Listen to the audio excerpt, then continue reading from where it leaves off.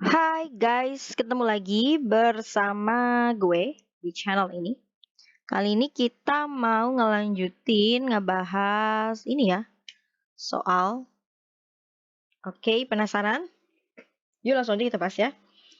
Kemarin sorry. Yang tadi kan udah 2 ya, sekarang kita lanjutin 3 soal lagi. Oke, kita langsung aja ya. Di soal yang nomor 3 ini ada 4 pernyataan ya. Perhatikan pernyataan berikut.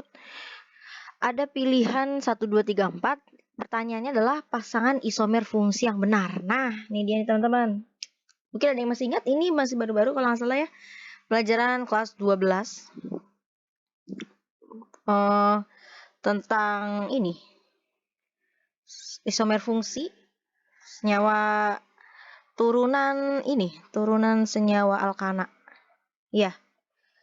Yang pertama kita lihat ya, yaitu adalah propanol dan asam propanoat. Nah, kalau teman-teman lupa, yang apa sih ya yang mencirikan suatu senyawa ini memiliki pasangan isomer fungsi? Bisa dilihat di sini teman-teman. Nah, di sini ada yang berpasangan itu contohnya apa? Ada alkohol ya, contohnya ada alkohol dengan eter. Oke, alkohol dengan eter. Terus ada aldehid dengan keton serta asam karboksilat dengan ester.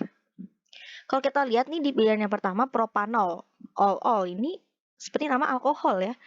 Dan asam propanoat. Nah, asam propanoat, asam dan ada oatnya ini adalah asam karboksilat, teman-teman. Ya. Jadi apakah pernyataan nomor 1 ini adalah merupakan pasangan isomer fungsi? Ini enggak ya, teman-teman ya.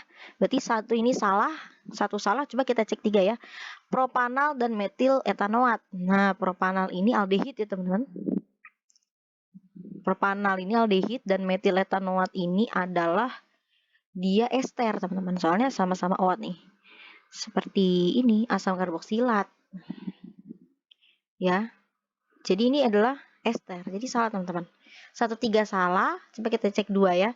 Propanol dan propanon. Propanol. Propanol itu adalah alkohol, propanon itu adalah keton ya, teman-teman. Propanol dan keton apakah berisomer fungsi? Ini propanol, alkohol, dan keton enggak ya? Keton sama aldehid, alkohol sama eter.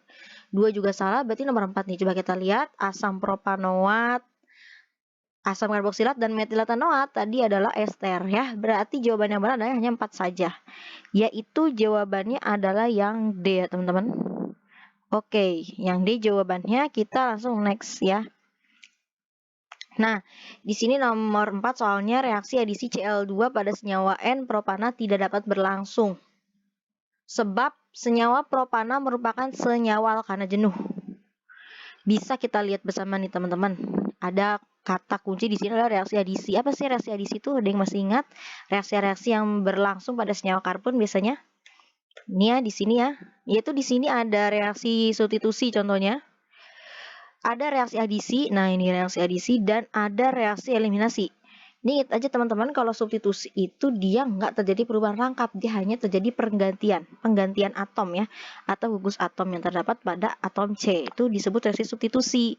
Nah, sedangkan reaksi adisi ini adalah reaksi pemecahan atau pemutusan ikatan rangkap, teman-teman ya. Jadi kalau misalkan ada ikatan rangkap 2 menjadi ikatan tunggal, pokoknya pemecahan rangkap itu disebut adisi. Nah, sedangkan kebalikannya itu ada reaksi eliminasi. Eliminasi adalah reaksi pembentukan ikatan rangkap. Eliminasi kebalikannya dari adisi. Nah, di pernyataan ini katanya adisi Cl2 pada senyawa N-propana tidak dapat berlangsung. Senyawa N-propana kita tahu propana, anak berarti alkana. Alkana ini adalah senyawa yang berantai tunggal. Tidak ada rangkapnya kan? Propana, alkana. Propana itu chain-nya 3 berarti ya. Tidak dapat berlangsung. Ini berarti benar atau salah, teman-teman? Benar ya. Karena bagaimana dia bisa melakukan reaksi adisi sedangkan dia saja hanya memiliki ikatan rangkap tunggal. Ikatan tunggal, sorry ya. Jadi ini benar ya. Tidak dapat berlangsung itu benar. Ini benar. Sebab senyawa propana merupakan senyawa alkana jenuh. Nah, Alkana ini kan ada alkana jenuh sama alkana tidak jenuh ya. Yang alkana jenuh ini jelas, jenuh itu karena dia berikatan tunggal. Kalau tidak jenuh dia yang memiliki ikatan rangkap ya teman-teman, itu bedanya. Jenuh, tunggal, tidak jenuh, dia rangkap. Berarti ini juga benar ya teman-teman.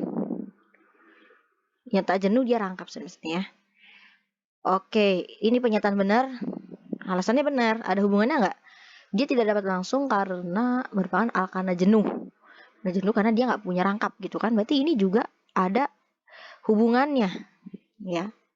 Ada hubungannya juga. Pernyataan benar alasan benar. Berarti jawabannya yang tepat adalah yang A ya teman-teman.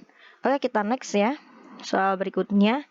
Nih yang terakhir yaitu adalah kalau untuk makanan dan minuman yang terbuat dari logam besi yang dilapisi timah, sebab lapisan oksida timah dapat melindungi logam dan besi dari korosi. Nah, coba teman-teman ingat lagi, ini tuh masuk ke dalam materi apa sih? Ini ternyata ada hubungannya dengan direct volta ya teman-teman ya. Di sini katanya kaleng itu bisa, yang dari besi katanya bisa nih dilapisi timah. Kenapa sih? Karena oksida timah itu dapat melindungi besi dari korosi. Ini kenapa sih, kenapa alasannya ya? Coba kita lihat ini deret volta, kalau teman-teman masih ingat ya.